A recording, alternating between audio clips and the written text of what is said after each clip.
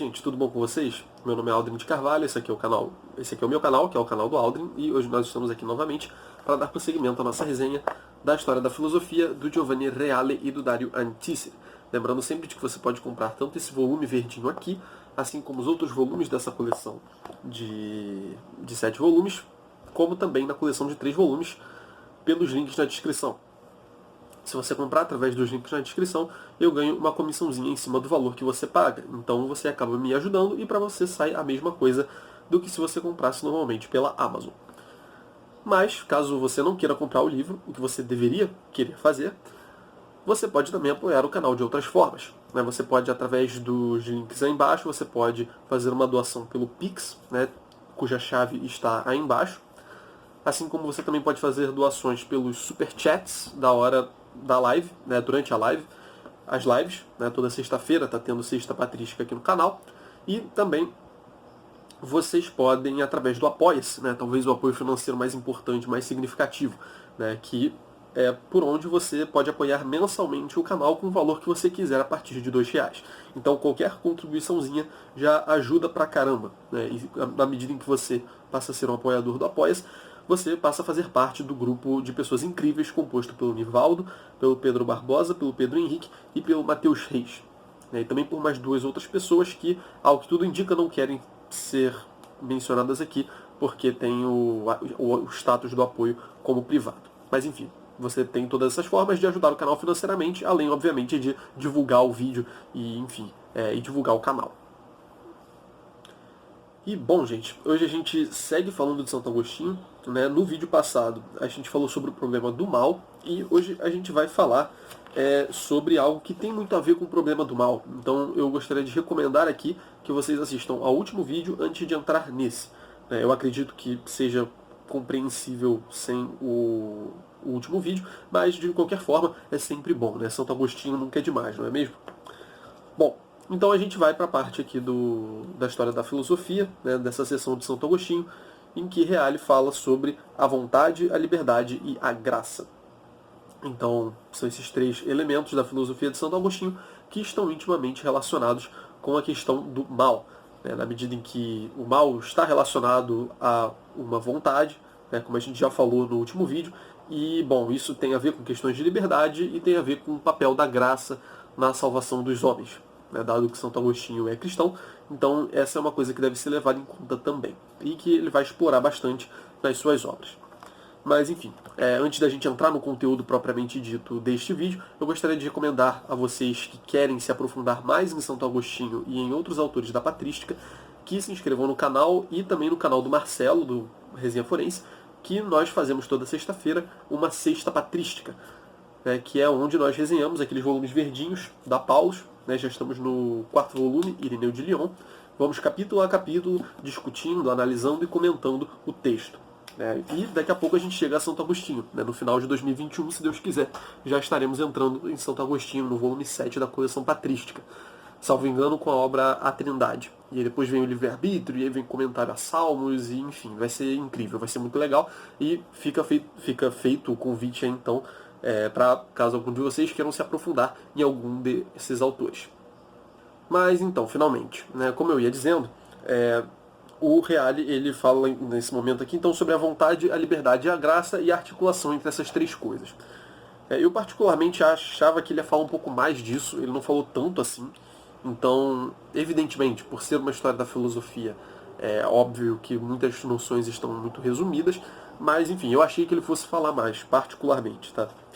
Caso você queira aprender mais sobre isso, segue aí a Sexta Patrística que a gente vai certamente falar disso em algum momento com mais profundidade.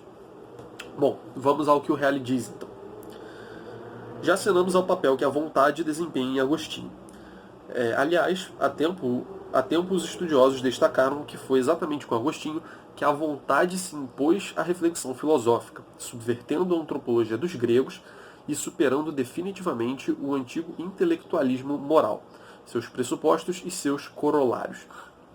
Então ele está falando aqui de um antigo intelectualismo moral. A gente já falou disso aqui várias vezes, mas para relembrar aqui então, e poder situar essa questão da vontade dentro da história do pensamento humano, os gregos né, e isso, segundo o Reale, começou com Sócrates, ou pelo menos teve uma especulação um pouco mais refinada com Sócrates.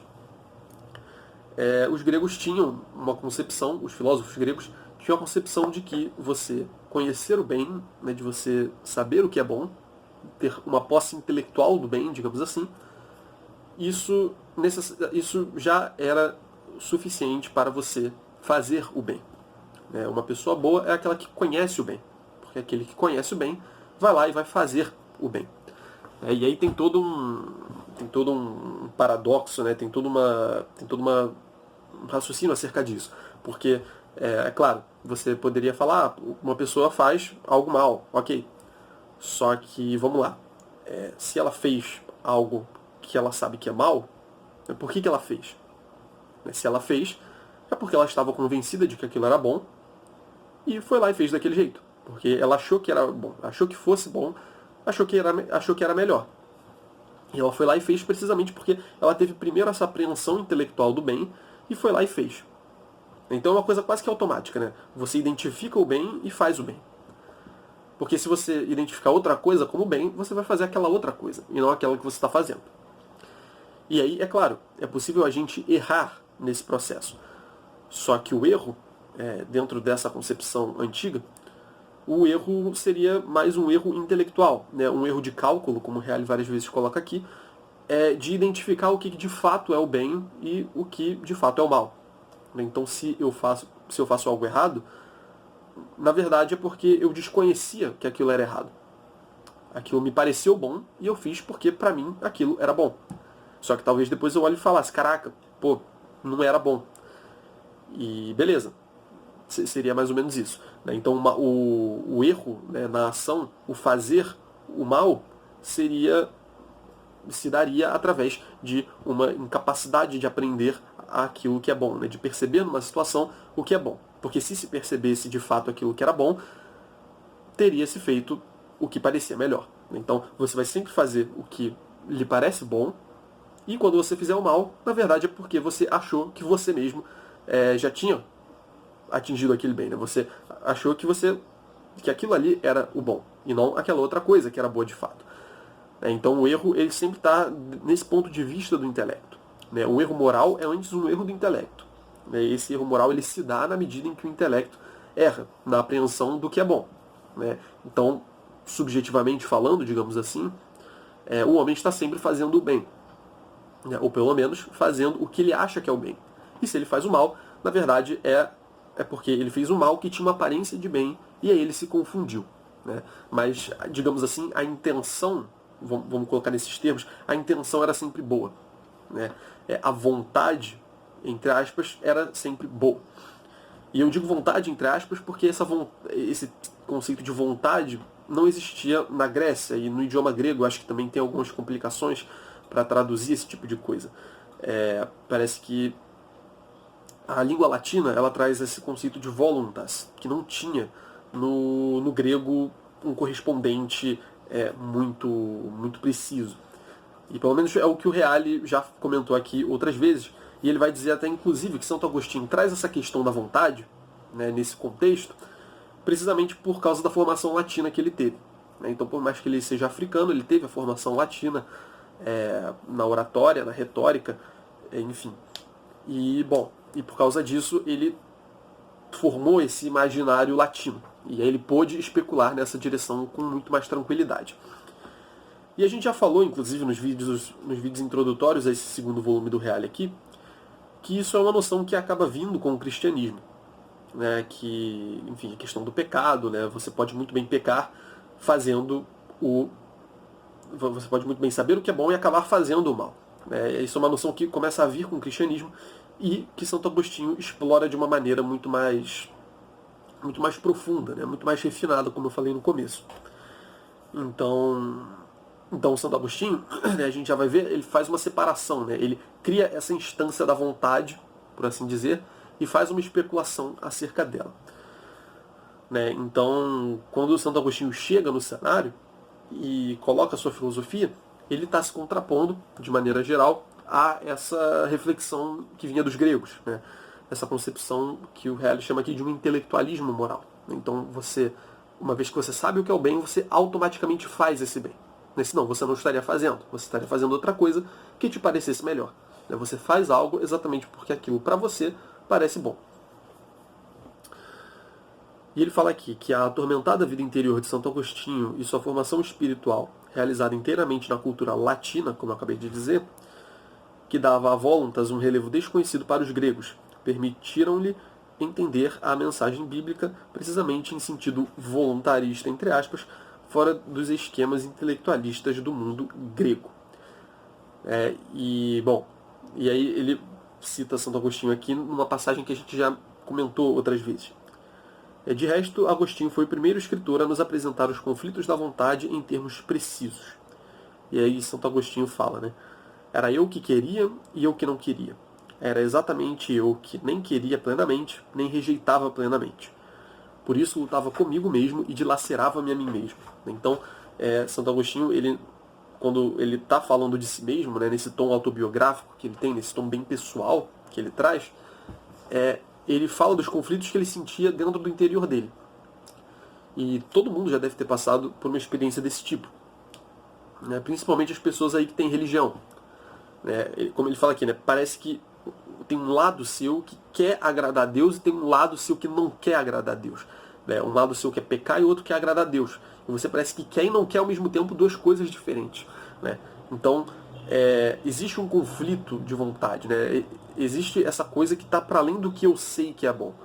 Né? Porque, no fundo, eu sei que, eu já aceitei intelectualmente, digamos, a tese de que a ideia de que fazer o que Deus quer que eu faça é bom, né, que eu devo buscar a Deus. Se você é religioso, você já aceitou isso.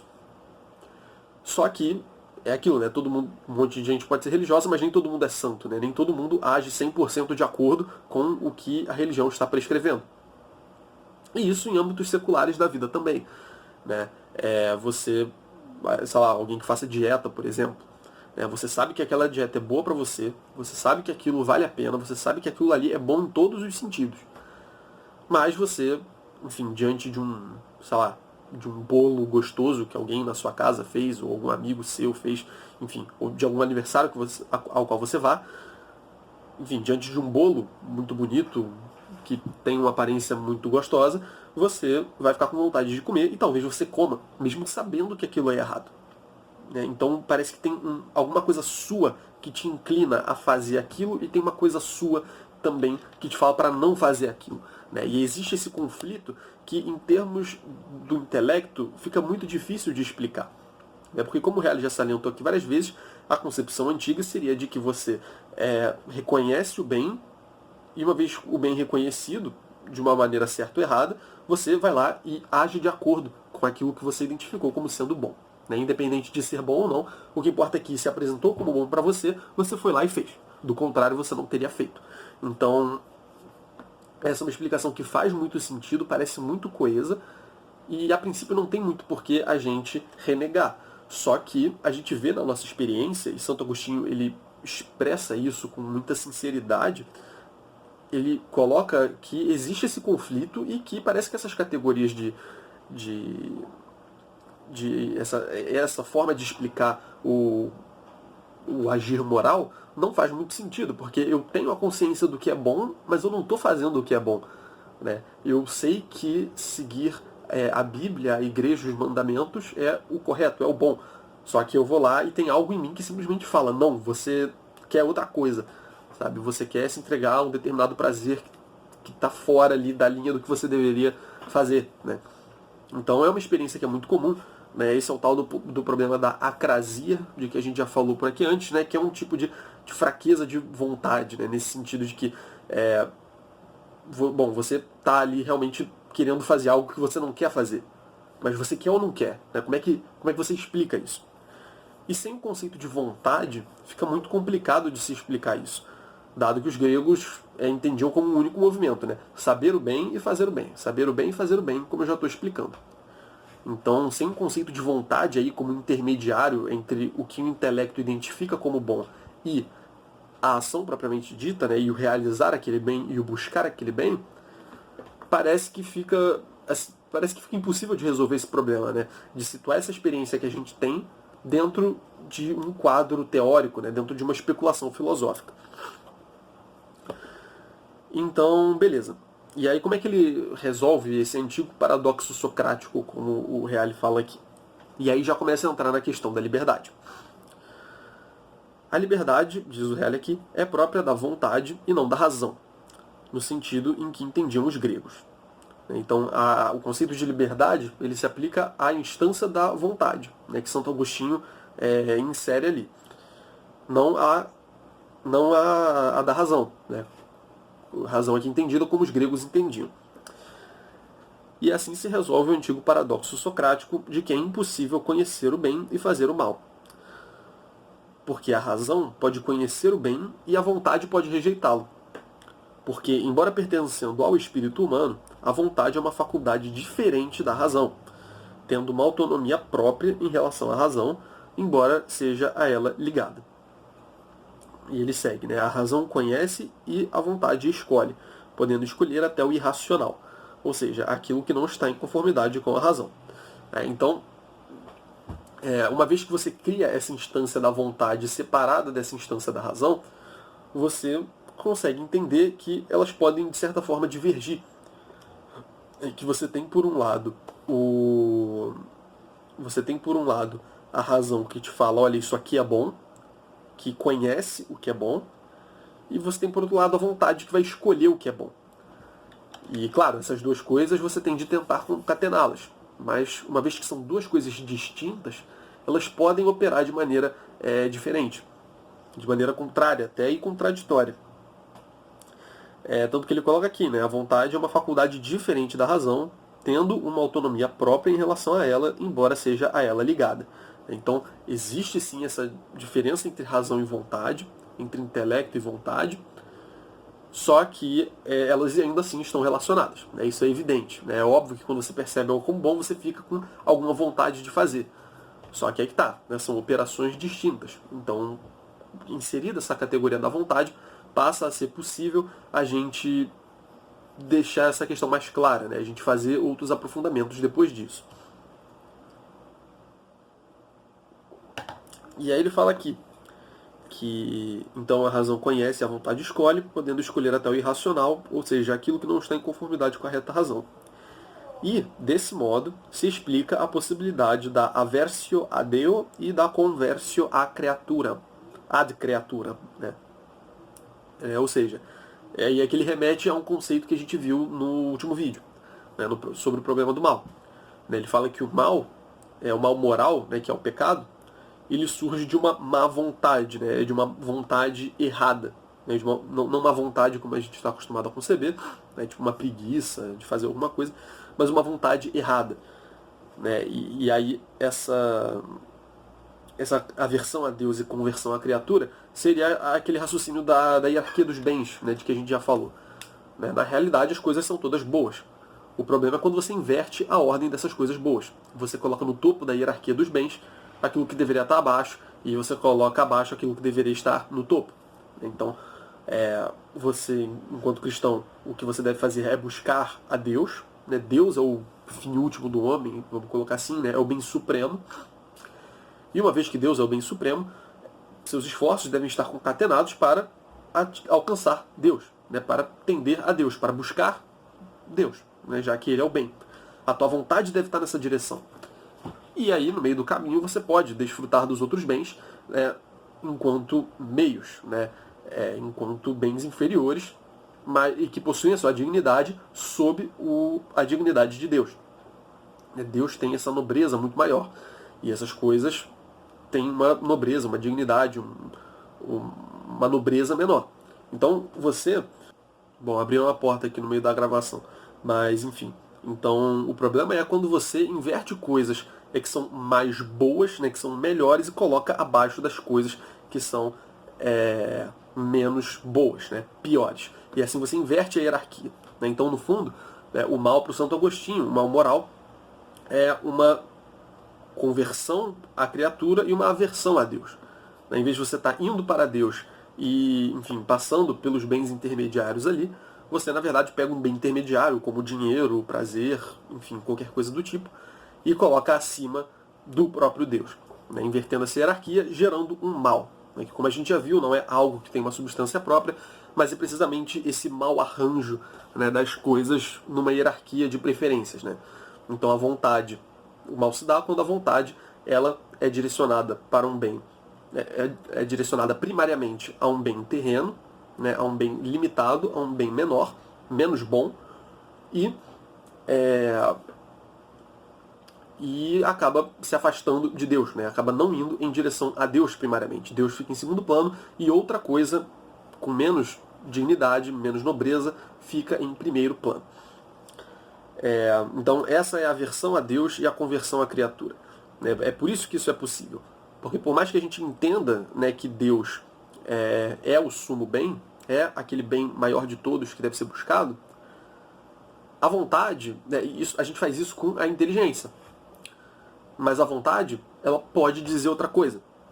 Não no sentido de que é lícito, né, mas no sentido de que acontece. Né? São faculdades distintas. Então, por mais que elas estejam interligadas, obviamente, elas têm o seu modo de operar próprio. Ela tem no caso da vontade, ela tem uma certa autonomia em relação à inteligência.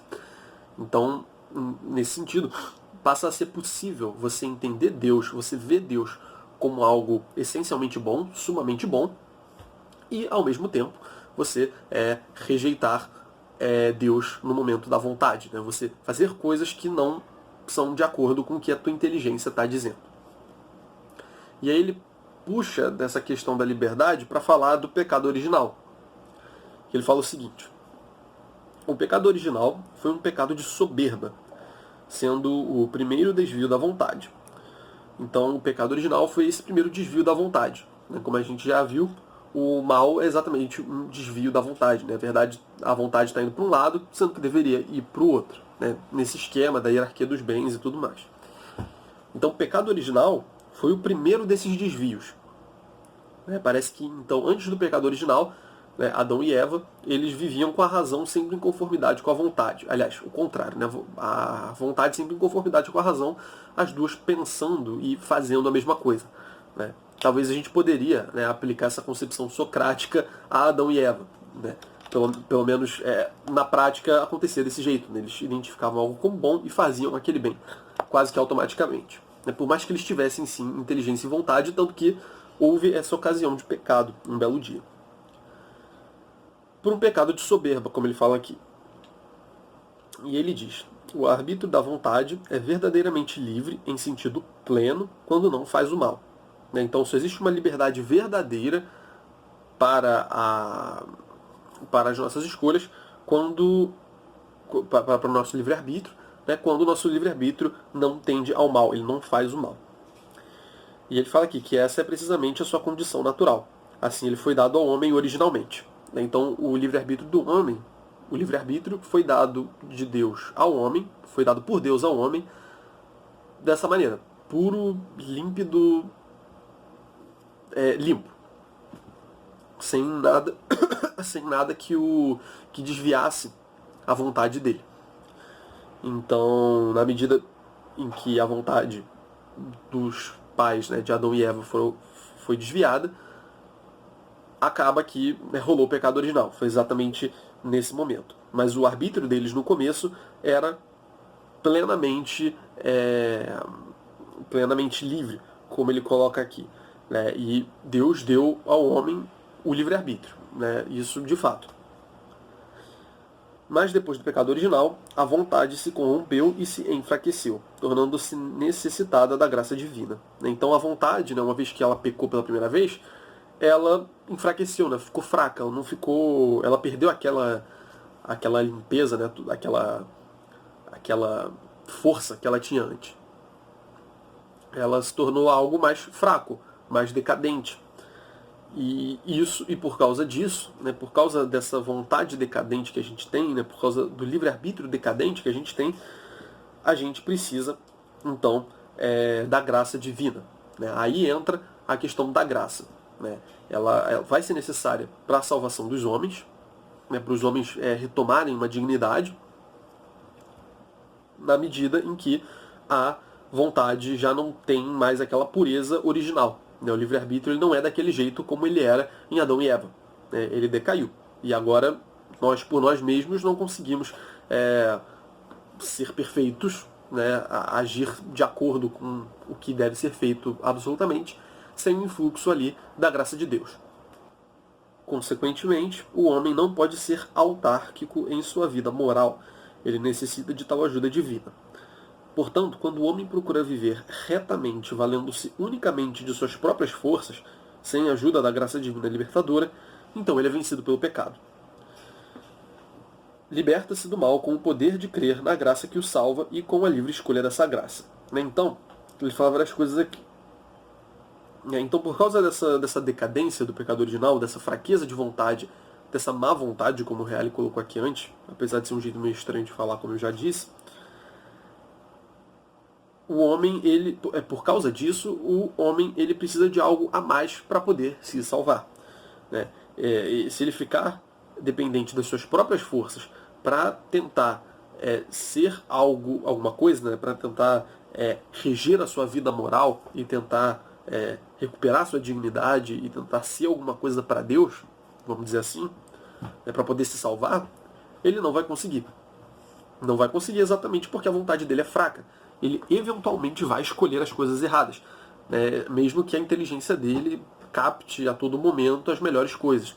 Então, existe essa carência de vontade, essa fraqueza de vontade, que não é suprida, né? Não é compensada intelectualmente. Né? Não é porque você conhece o que é bom, pronto, agora já tem todos os melhores critérios aqui para decidir o que é bom e o que é mal. Isso não é o suficiente para te salvar, porque você tem essa fraqueza de vontade. Isso te impede de fazer o que é bom. Então, se o homem estivesse valendo unicamente de suas próprias forças, sem a ajuda da graça divina libertadora, ele é vencido pelo pecado inevitavelmente depois. Em algum momento ele vai ser vencido pelo pecado. E aí como é que ele se liberta do mal, então? Né? Como é que ele vence o pecado ao invés de ser vencido pelo pecado? Liberta-se do mal com o poder de crer na graça que o salva e com a livre escolha dessa graça. Então, com o poder de crer na graça que o salva, né? Então ele precisa crer na graça, né? Ele precisa crer na graça que vai ser infundida nele, podendo salvá-lo, e com a livre escolha dessa graça. Né? Então aqui ele ainda está colocando o livre-arbítrio como tendo sim um papel. É necessário que se escolha essa graça, como ele coloca aqui. É necessário uma adesão a essa graça. Isso dialoga bastante com o tema da fé que já foi tratado aqui pelo Reale, né, em Santo Agostinho mesmo. Quando a gente volta ali para o segundo vídeo de Santo Agostinho, a gente vê que o Reale comenta que a fé é um conhecer com assentimento. Né? E aí por isso que a fé acaba não excluindo a noção de inteligência. Não é porque você tem fé que você tem de parar de pensar. Não, porque ter fé é também pensar. Né? A ideia de pensamento, de usar a inteligência, está contida na própria noção de fé, segundo Santo Agostinho. Né? Que é a definição, vamos dizer assim, de conhecer com assentimento. Né?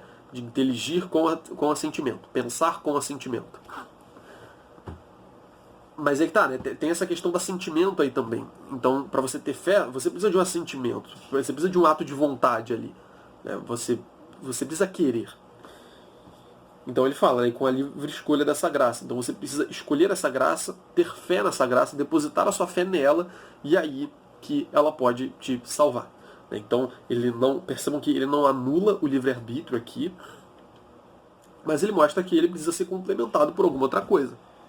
Né? Essa fraqueza de vontade que tem no homem e que parece inerente a ele após a queda de Adão e Eva, após o pecado original, é necessário que isso seja compensado de algum jeito, entre aspas aqui. Né? É necessário que a graça influa sobre a pessoa humana, sobre o ser humano qualquer, e que essa pessoa acolha essa graça no próprio coração e então ela possa ser salva. Né? Mas o livre-arbítrio ainda assim tem um papel aí. E é basicamente isso que o Reale tinha para falar sobre a vontade, a liberdade e a graça. Como eu falei, eu achei um pouco... Eu achei que ele falou pouco, poderia ter falado mais, talvez. Enfim, eu não manjo tanto de Santo Agostinho. Mas enfim, eu tive a impressão de que ele falou pouco disso, até porque é um tema bem central, né? Eu acho que Santo Agostinho é conhecido como o Doutor da Graça, eu lembrei disso agora, mas não tenho certeza. Provavelmente, eu acho que isso é verdade.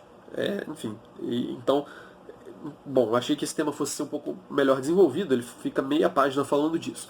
Mas bom, era isso que o Reale tinha para dizer acerca desse tema, e eu também, né, dado que eu não tenho tanto conhecimento assim de Santo Agostinho.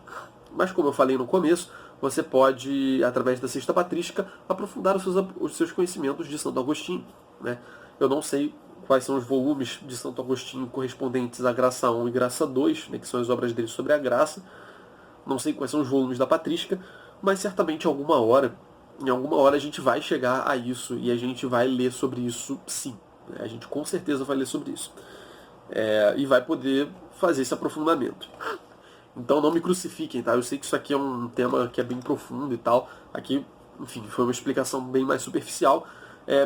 Pelo que o próprio Reale faz aqui, né? Ele realmente não dá tanto detalhe, então eu também não posso criar muita coisa, dado que eu não sei. Mas enfim, a gente vai ter oportunidade de aprofundar isso em outros momentos. E bom, gente, esse vídeo fica por aqui. Gostaria de agradecer a todos vocês que assistiram ao vídeo. Eu espero muito ter sido útil para você entender alguma coisa aí de Santo Agostinho. Bom, é isso. Se você gostou, não se esqueça de apoiar o canal financeiramente por qualquer um dos métodos aí que eu mencionei no começo, e também de fazer toda aquela burocracia, né, de dar like no vídeo, comentar, se inscrever, etc, etc. E principalmente, o mais importante, divulguem o vídeo para quem vocês acharem que possa se interessar. Assim você faz Santo Agostinho e os outros autores aqui da história da filosofia atingir essas pessoas com uma explicação mais ou menos boa. Pelo menos as pessoas dizem que funciona. Então, bom, divulguem aí se você achar que é interessante. É isso, gente. Um abraço, até a próxima. Valeu!